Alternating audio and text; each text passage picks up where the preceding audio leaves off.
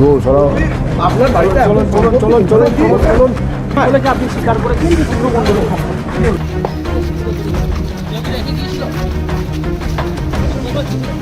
মোহাম্মদ মিনার ভদ্রলোককে আজকে অ্যারেস্ট করে ওনার প্রোডাকশন হলো ফার্স্ট টাইম। তা আমরা পিসিপিআর চেয়েছিলাম, 8 দিনের পিসিপিআর কোর্ট অ্যালাউ করলো। তো আমাদের অনেক ইনভেস্টিগেশন পার্টে বাকি, কারণ যিনি মেন অ্যাকিউজ তাকে তো তিনি তো পালিয়ে বেড়াচ্ছেন। এবার তার ক্ষেত্রে কিভাবে ইনভেস্টিগেশন যাবে, আর এই পুরো ক্রাইমটা যেটা আমরা দেখেছি, এটা বিরাট এলাকা জুড়ে দীর্ঘদিন ধরে ঘটছে, এবং তার একটা ছোটোখাটো বলতে পারেন টিপ অফ দ্য আইসবার্গ, যেটা আমরা গতকাল হয়েছে, 50 কোটি টাকার মতো ওয়েলথ রিকভার হয়েছে গোল্ড আর ক্যাশ নিয়ে। এবং যেটা সবচেয়ে ইম্পর্টেন্ট জিনিস, সেটা হচ্ছে যে গোল্ডগুলো পাওয়া গেছে তাদের মধ্যে বেশিরভাগই দুবাই বা বিভিন্ন জায়গা থেকে কেনা, এবং সুইজারল্যান্ড এবং দুবাই। এছাড়া গোল্ডগুলোর মধ্যে ব্ল্যাক কিছু টেপ লাগানো, অ্যাডহেসিভ টেপ লাগানো, যার ফলে এদের অ্যাকচুয়াল ডিটেকশন করা খুব মুশকিল। তো ইনভেস্টিগেটিং এজেন্সি এই জায়গাটাও দেখবে যে এটা আদৌ স্মাগলিংয়ের কিনা, ওই অ্যাঙ্গেলটাও দেখবে। তো গভর্নমেন্ট এক্সচেকার মানি দীর্ঘদিন ধরে ফাঁকি দিয়ে এইভাবে ওয়েলথ অ্যাকুমুলেট করা হয়েছে, সাধারণ মানুষের টাকা। তো এই পুরো ব্যাংক যা ক্যাশ যা আছে, অ্যাজ পার ল যা হওয়ার হবে, আমরা অ্যাজ পার বিএনএসএস এবং বিএনএস অনুযায়ী পেনাল সেকশন এবং বিএনএসএস অনুযায়ী আমরা আমাদের স্টেপগুলো টাইম টু টাইম নেব, যেটা করণীয়। ইনভেস্টিগেশন শুরু হয়েছে, ভেরি আর্লি স্টেজ, দেখা যাক কি হয় আগামী দিনে। এটা নিয়ে আমাদের ইনভেস্টিগেশন চলছে, ওনাকে খোঁজা হচ্ছে। আমাদের যেটুকু ইনভেস্টিগেশনে এসছে তাতে উনি পালিয়ে যাবেন, এবং সেই কারণে এই ভদ্রলোককে এই সমস্ত সম্পত্তির কাস্টোডিয়ান করে রেখে গেছেন যে তুমি পাহারা দাও, আমাকে বেরিয়ে যাচ্ছি। এবং 23শে মের পর ওনার মুভমেন্ট দেখা যাচ্ছে বিভিন্ন জায়গায়, সেগুলো নিয়ে ইনভেস্টিগেশন চলছে। এখন অ্যাট দিস স্টেজে আর্লি সেটা কিছু বলা যাবে না। আইনের হাত খুবই শক্ত, দেখা যাক, লম্বা, নিশ্চয় ধরা পড়বে একদম। কালকে মোহাম্মদবাজার থানার পুলিশ 7 জনকে অ্যারেস্ট করে, এই ঘটনার সঙ্গে কালকে 7 জনের অ্যারেস্টে কি কোনো লিঙ্ক রয়েছে? আমার কেস ডায়েরিতে এরকম কোনো মেটেরিয়াল নেই, সুতরাং এই ব্যাপারে আমরা কিছু বলতে পারবো না। তবে পুলিশের একটা সোর্স ইনফরমেশন যার উপরে এগিয়েছে, এবং সোর্স ইনফরমেশন ইনভেস্টিগেটিং এজেন্সি যে কোনো জায়গা থেকে আসতে পারে, কিন্তু সোর্স ইনফরমেশনটা যে ঠিক ছিল সেটা প্রমাণই এত কোটি টাকা, 28+ crore ক্যাশ টাকা, এবং তার সঙ্গে এত গোল্ড রিকভারি হবে। এই টাকা এবং সোনাগুলো যে পুরো মন্ডল বলে আশঙ্কা করা হচ্ছে, এটা প্রাইভেট আমরা কিভাবে এস্টাবলিশ করতে পারবো? কেন তৃণমূলের নামটা আসবে? দেখুন, আমরা যেটা এখনো পর্যন্ত তদন্তে পেয়েছি, তাদের যেখান থেকে রিকভারি হয়েছে, তাকে যখন জিজ্ঞাসা করা হয়েছিল যে এত টাকা এত জিনিস কোথা থেকে এলো, তিনি পরিষ্কার বলেছেন যে আমিও ক্রাইমের পার্টের অংশীদার, এবং আমরা একসঙ্গে সব ক্রাইম করতাম, এবং উনি যে টাকাটা জমা করছে তার একটা অংশ আমার এখানে রেখে গেছে কাস্টোডিয়ান হিসেবে, দুটো আলমারির মধ্যে। যেটা প্রথমে উনি চাবি দিতে চাইছিলেন না, চাবি দেননি, সহযোগিতা করেননি, প্রথমে দরজাই খোলেননি। উনি জানতেন যে কি আছে, ওনার কন্ডাক্টটা আজকে আমি কোর্টের কাছে বলেছি।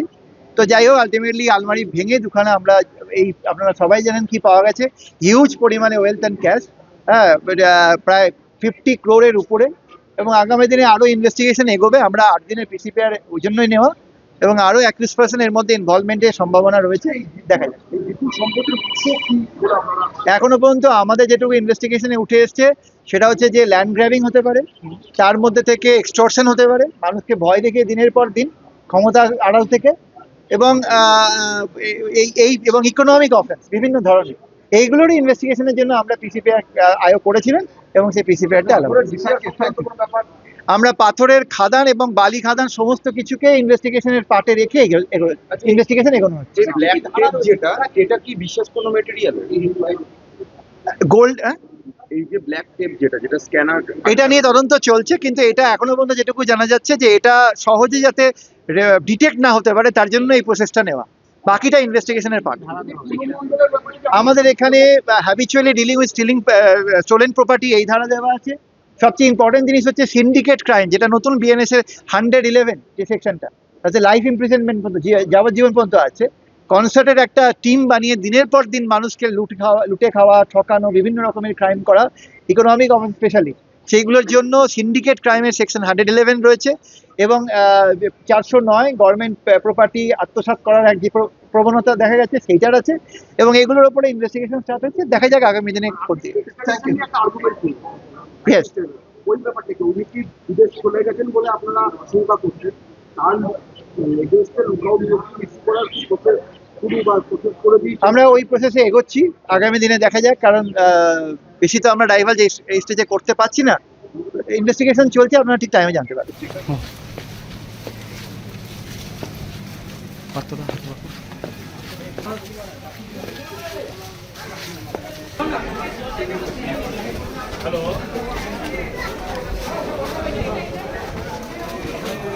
আজকে এমডি মিনার মণ্ডল বলে একজন 21% মোহাম্মদবাজার থানা ফরওয়ার্ড করেছিল এবং মোহাম্মদবাজার থানা ফরওয়ার্ড করে তাকে 14 দিনের পুলিশ রিমান্ডের প্রেয়ার দিয়েছিল।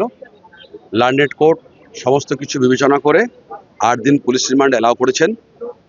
আগামী 7-8 তারিখে প্রোডাকশনের ডেট দিয়েছেন। এই মামলা হচ্ছে একটা পুলিশের সোমোটো এফআইআর। এই মামলায় এসআই অফ পুলিশ চিরঞ্জিত পাল তিনি হচ্ছেন কমপ্লেনেন্ট এবং অ্যানাদার ডিএসপি হেডকোয়ার্টার তিনি হচ্ছেন কেসের আইও, সম্ভবত উনি হচ্ছেন ডিএসপি ট্রাফিক। এই মামলায় যেটা বিষয় সেটা হচ্ছে অনেকগুলো সেকশন দিয়েছে, 316(2), 316(5), 317(4), 317(5), 318(3), 308, 61 সাবক্লোজ 2, এগুলো বিএনএসের ধারা, যেগুলো হচ্ছে আপনার punishment for criminal breach of trust, যেটা হচ্ছে punishment for criminal breach of trust by public servant or by banker, merchant or agent, habitually dealing in stolen property, assisting in concealment of stolen property, cheating with knowledge that wrongful loss may ensure to person whose interest offender is bound to protect, extortion, criminal conspiracy, এসব অনেক section দিয়েছে। আমাদের ডিফেন্সের পরিভাষায় আমরা বলি যেটা যে কেসের সেকশনের সংখ্যাধিক্যটা বিচার্য বিষয় নয়, কেসের গুণগত মানটা বিচার্য বিষয় হওয়া উচিত। তাই এই মামলায় কোনো লোক কিন্তু এখানে কমপ্লেন লজ করে বলেনি যে আমার কাছে 21% এক্সটোরশন করেছে, আমার কাছ থেকে জোরপূর্বক টাকা নিয়েছে, এই ধরনের অভিযোগ কিন্তু কেউ করেনি। এটা পুলিশ সোমোটো এফআইআর করেছে। তা আমার বক্তব্য হচ্ছে যে এই মামলায় যে সেকশনগুলো দিয়েছে সেগুলো ব্যাড ইন ল। 409 সেকশনটা কোনোভাবে প্রযোজ্য হয় না, কারণ 409 হতে গেলে পরে তাকে সরকারি কর্মচারী হতে হবে এবং আইনের যে ব্যাখ্যা আছে সেই ব্যাখ্যার মধ্যে সেটা কোনোভাবেই পড়ে না। সেক্ষেত্রে আমরা লার্নেড কোর্টকে সমস্ত এলাবোরেটলি ডিসকাশন করেছি। লার্নেড কোর্ট সমস্ত শুনে এই 21% বেল রিজেক্ট করেছেন এবং আগামী 7-8 তারিখে লার্নেড কোর্টের কাছে প্রডিউস করার জন্য অর্ডার দিয়েছে। প্রসিকিউটর বলছেন সোনার নিচে এক ধরনের বিশেষ কালো তেল ব্যবহার করা হয়েছিল স্মাগলিং এর জন্য। এই বিষয়টার সঙ্গে কি মিনারবাবু জড়িয়ে আছে? দেখুন, এই বিষয়টায় এখন ঘটনা হচ্ছে সবটাই তদন্ত সাপেক্ষ ব্যাপার। আমরা কেসে যেগুলো পাচ্ছি এখন এই জাস্ট ইনভেস্টিগেশনটা স্টার্ট হয়েছে, এই ইনভেস্টিগেশন যখন তদন্তটা প্রসিড করবে তখন জানা যাবে কোন সোনাটা কী ব্যাপার বৃত্তান্ত। তাই এই মুহূর্তে এই সম্পর্কে এখনই কোনো রকম মন্তব্য করা সমীচীন বলে আমি মনে করি না। পুলিশ বলছে তদন্তে কোনো রকমের সহযোগিতা পায়নি তার কাছে। এটা আমার মনে হয় সম্ভবত ভুল কথা, কারণ আমাদের কাছে যেটা খবর আছে সম্ভবত মিডনাইটের শেষ অংশে রাত্রিবেলায় পুলিশ অফিসাররা গিয়েছিল। এখন বুঝতেই পারছেন দিনকাল খুব খারাপ, কোন মানুষ কখন দরজায় কোয়া নাড়ছে তারা কে, এই ক্ষেত্রে সাধারণত মানুষ ভীতসন্ত্রস্ত হয়ে যায়। আর আমরা যেটা শুনেছি দেখেছি দীর্ঘ কয়েক ঘন্টা ধরে তদন্ত হয়েছে এবং তদন্তের ব্যাপারে আমার এই 21% ফুল কোপার্ট করেছে, এটাই আমাদের নিবেদন। পুলিশকে ভয় দেখিয়েছে? পুলিশ কি ভয় দেখিয়েছে? না, পুলিশ কোনো ভয় দেখায়নি, সেরকম ধরনের কোনো রকম অভিযোগ আমরা এখনো পাইনি। এই জাস্ট তদন্ত শুরু হয়েছে, তদন্তের বিষয়ে ওনারা আজকে রিমান্ডে নিয়ে গেছেন, সে রিমান্ডে নিয়ে গিয়ে তদন্তের সমস্ত বাকি বিষয়টা অগ্রগতি হবে। আপনার বাড়িতে চলুন চলুন চলুন চলুন চলুন চলুন বলে যে আপনি স্বীকার করেছেন যে পূর্ণ মণ্ডলের সম্পর্কে